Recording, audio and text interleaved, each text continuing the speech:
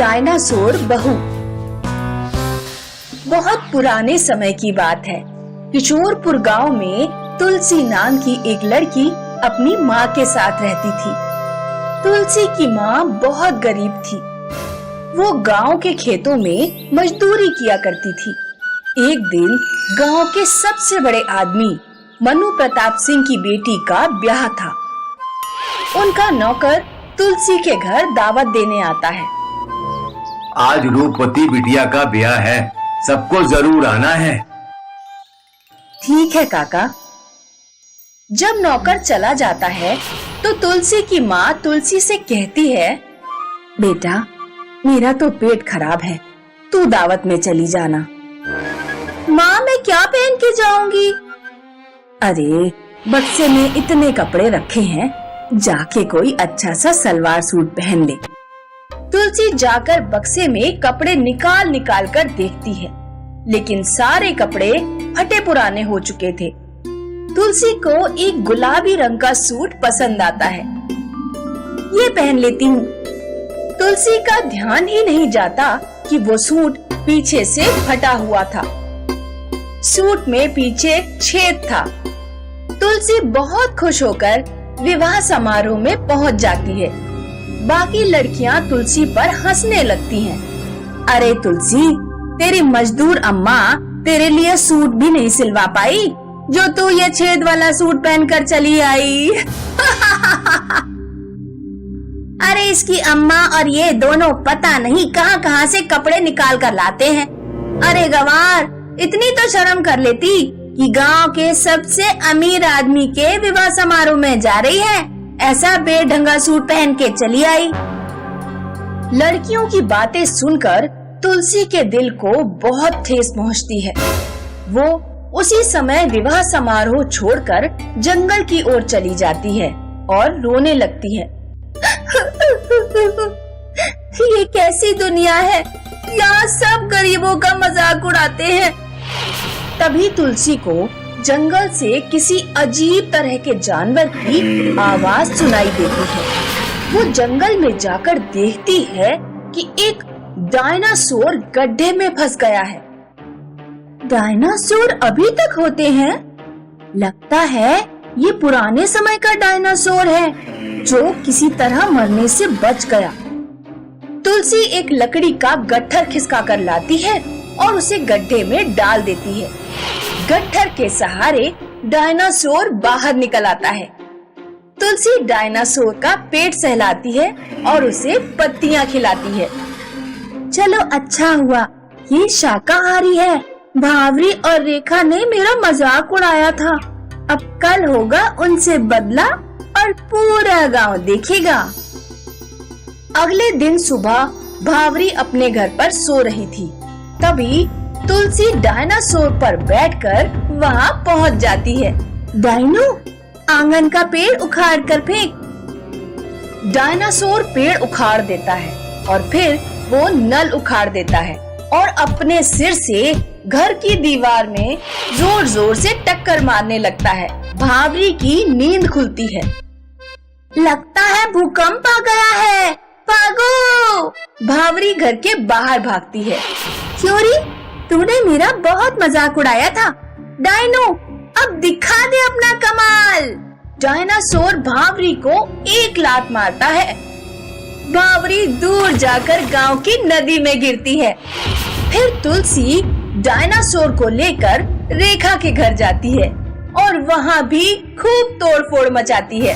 भावरी और रेखा की माँ गांव के सरपंच के पास पहुँचते हैं और तुलसी की शिकायत करते हैं। चलो तुलसी के ही घर चलते हैं। तुलसी की माँ, तुलसी की माँ, तुलसी ने गांव के कुछ घरों को बहुत नुकसान पहुंचाया है। या तो नुकसान की भरपाई करो या तुलसी को गांव से बाहर निकालो। सरपंच जी, मैं गरीब औरत हूँ, नुकसान की भरपाई कहाँ से कर पाऊंगी? बिटिया थोड़ी शैतान है। भावरी और रेखा ने भी उसे छेड़ा था, इसीलिए उसने ऐसा किया। तो ठीक है, उसकी शादी कर दो और उसका डायनासोर उसी के साथ उसके ससुराल जाएगा। वहाँ के लोग डायनासोर से बहुत डरे हुए हैं। तुलसी की माँ को मजबूरी में तुलसी की शादी करनी पड़ती है। तुलसी का पति आनंद एक गरीब कुम्हार था। वो मिट्टी के मटके बनाने का काम करता था। एक दिन तुलसी उससे कहती है, सुनिए जी, इस तरह के मटके बना बनाकर हम कभी अमीर नहीं हो पाएंगे। आप गांव के लोगों को डायनासोर की सवारी कराना शुरू करो और इसके बदले पैसे लो। तुलसी के पति को तुलसी की सलाह पसंद आती है और वो 50-50 रुपए लेकर गांव के लोगों को डायनासोर की सवारी कराना शुरू कर देता है। कुछ दिनों में उसकी अच्छी कमाई शुरू हो जाती है और कुछ महीनों बाद आनंद एक नया घर बनवा लेता है। ये देखकर आनंद की भाभी को बहुत जलन होती है। देख लो, जब से तुम्हारे छोटे भाई के घर डायनासोर वाली बहू आई है, तब से वो खूब अमीर हुआ जा रहा है। हमने उसे घर से बेदखल कर दिया, इसका उस पर कोई प्रभाव नहीं पड़ा। चिंता मत कर, आज रात इसके डायनासोर का काम तमाम कर दूंगा। उसी की सवारी करा करा कर खूब हराम के पैसे बना रहा है ना। आनंद का भाई रात में चुपके से आनंद के घर में घुस जाता है।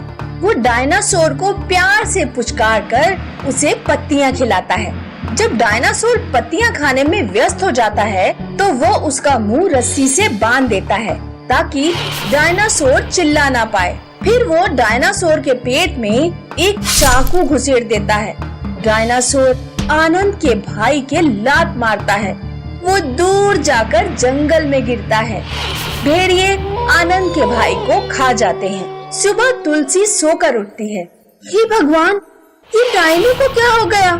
डायनासोर जमीन पर गिरा पड़ा था, मर चुका था। किसी ने मेरे डायनो को मार दिया। वो देखती है कि डायनासोर के पीछे डायनासोर का एक बच्चा है। लगता है ये मादा डायनासोर थी। इसने कल रात ही इस बच्चे को जन्म दिया है। तुम्हारी असली माँ मर चुकी है, लेकिन मैं तुम्हारा लालन पालन बहुत अच्छे से करूँगी और तुम्हें माँ की कमी कभी महसूस नहीं होने दूंगी। कोई किसी के साथ कितना भी बुरा करने की कोशिश करे, लेकिन होता वही है जो ईश्वर चाहता है। भले ही तुलसी ने अपनी डायनो को खो दिया, लेकिन उसे डायनो का बच्चा मिल गया। मेहंदीपुर गांव में प्रियंका सोनम नाम की दो बहनें रहती थी, जिनके सिर आपस में जुड़े हुए थे। सिर जुड़े होने के कारण दोनों को सभी काम साथ साथ करने पड़ते। साथ में खाना, साथ में सोना, साथ में घूमना। पापा, क्या हम दोनों के सिर जन्म से ही जुड़े हुए हैं या आपने बाद में फेविकोल से जोड़ दिए? नहीं बेटा, मैंने नहीं जोड़े, ये जन्म से ही जुड़े हुए हैं। कभी कभी प्रियंका सोनम के बीच लड़ाई भी हो जाती। मुझे पार्क में घूमने जाना है। मैं नहीं जा रही, मुझे रूम में बैठकर मुंशी प्रेमचंद की कहानियां पढ़नी है। अरे बेटा, तुम दोनों आपस में लड़ क्यों रहे हो? पहले तुम लोग पार्क में घूमाओ और फिर रूम में बैठकर कहानियां भी पढ़ लेना। एक एक करके दोनों काम कर लो। एक दिन प्रियंका सोनम की माँ ने उनके पिताजी से कहा, हमारी दोनों लड़कियां अब बड़ी हो गई हैं, इनकी शादी के लिए लड़का ढूंढना शुरू कर दीजिए। लेकिन मेरी समझ में नहीं आता, अगर दो अलग अलग लड़कों से इनकी शादी करें तो ये साथ में कैसे रह पाएंगी? दो अलग अलग लड़कों से शादी करने की जरूरत नहीं है। एक ही लड़के से दोनों की शादी होगी, इसके अलावा और कोई उपाय नहीं है। प्रियंका सोनम के पापा कई घरों में रिश्ता मांगने जाते हैं, लेकिन हर जगह उन्हें निराशा ही हाथ लगती है। देखिए राम सिंह भाई साहब, सिर जुड़ी लड़कियों को अपनी बहू बनाने में हमें कोई परेशानी नहीं, बस 20 लाख दे दीजिए, हम शादी कर लेंगे। मैं गरीब किसान इतने पैसे कहां से लाऊंगा? तो फिर ये शादी नहीं हो पाएगी। राम सिंह अपने घर पहुंचता है। आज 12वें परिवार से बात फेल हो गई। कोई सिर जुड़ी बहनों को अपनी बहू बनाने के लिए तैयार नहीं है, और अगर कोई तैयार भी है तो मोटी रकम मांग रहा है। मुझे तो समझ नहीं आ रहा क्या करूं। पिताजी, आप परेशान ना हो, हम बिना शादी किए रह लेंगे। ऐसा नहीं कहते बेटी, कभी न कभी कोई ना कोई लड़का जरूर मिलेगा। प्रियंका सोनम के गांव से 20 मील दूर सहारनपुर नाम का एक गांव था, जहां चिंटू और चमन नाम के दो दोस्त रहते थे। दोनों गांव में खूब मौज मस्ती किया करते।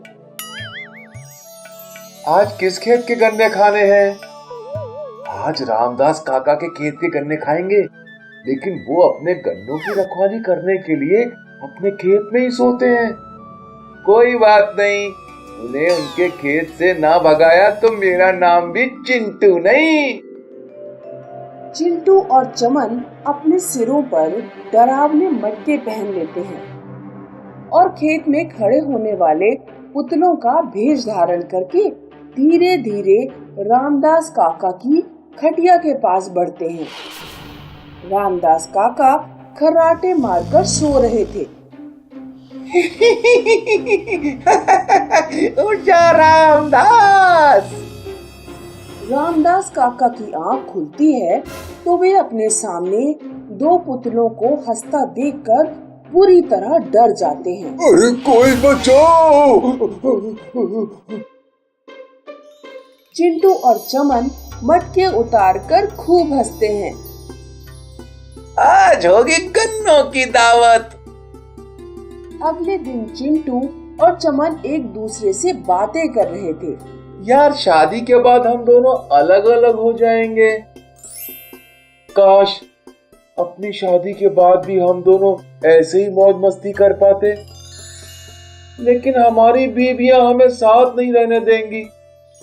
ठीक कहा, लड़कियां ऐसी ही होती हैं, वो दोस्ती तुड़वा देती हैं। उधर प्रियंका सोनम के गांव में बाढ़ आ जाती है। राम सिंह, उसकी पत्नी और प्रियंका सोनम तीनों पानी में हैं। प्रियंका, सोनम, तुम अपनी मम्मी का हाथ पकड़ लो, मैं अभी तुम सबको किनारे पर ले जाऊंगा। राम सिंह अपनी पत्नी का हाथ पकड़कर सबको किनारे की तरफ ले जाने की कोशिश करता है, लेकिन तभी प्रियंका का हाथ अपनी माँ के हाथ से छूट जाता है और बाढ़ उन्हें अपने साथ बहा ले जाती है। मेरी बच्चियां! आप हिम्मत ना हारे, भगवान उनकी रक्षा करेगा। उन दोनों को तैरना नहीं आता, बेचारी कैसे बच पाएंगी। उधर प्रियंका सोनम बाढ़ में बहती हुई चिंटू चमन के गांव सहारनपुर पहुंच जाती है। चिंटू और चमन बाढ़ में फंसे लोगों को किनारे की तरफ लाने में मदद कर रहे थे। वे प्रियंका सोनम को किनारे पर ले आते हैं और उन्हें देखकर चौंक जाते हैं। क्या तुम दोनों ने अपने सिर फेविकोल से चिपका रखे हैं? नहीं, हम ऐसे ही पैदा हुए थे। तुम दोनों किस गांव के हो? हम मेहंदीपुर गांव के हैं। प्लीज हमें हमारे घर तक छोड़ाओ, हमारे मम्मी पापा बहुत रो रहे होंगे। चमन चिंटू एक नाव तैयार करते हैं और प्रियंका सोनम को उनके गांव छोड़ने जाते हैं, लेकिन नाव पलट जाती है। चमन और चिंटू किसी तरह नाव सीधी करके प्रियंका सोनम को उसमें बैठा देते हैं। प्रियंका सोनम तो नाव में बैठकर अपने गांव पहुंच जाती है, लेकिन चमन और चिंटू नदी में ही डूब जाते हैं। राम सिंह अपनी बच्चियों से मिलकर बहुत खुश होता है। मम्मी पापा, जो लोग हमें यहाँ तक लेकर आए वो नदी में ही डूब गए, उनकी खोज करवाइए ना। गांव के कुछ लोग चमन और चिंटू को नदी के अंदर ढूंढने जाते हैं। कुछ देर बाद वे चमन और चिंटू को बाहर निकाल लाते हैं। दोनों बेहोश थे। गांव वाले उनका पेट दबाकर उनके शरीर से पानी बाहर निकालते हैं। चमन और चिंटू को होश आ जाता है। तुम दोनों ने हमारी बेटियों को बचाया, हम तुम्हारा एहसान कभी नहीं भूलेंगे। क्यों ना हम दोनों इनमें से एक एक लड़की से शादी कर लें? ये हमेशा साथ रहेंगी, इनके माध्यम से हम भी हमेशा साथ रहेंगे। ठीक कहा। चमन और चिंटू राम सिंह के सामने प्रियंका सोनम से विवाह करने का प्रस्ताव रखते हैं। राम सिंह खुशी खुशी प्रियंका सोनम की शादी चमन और चिंटू से कर देता है।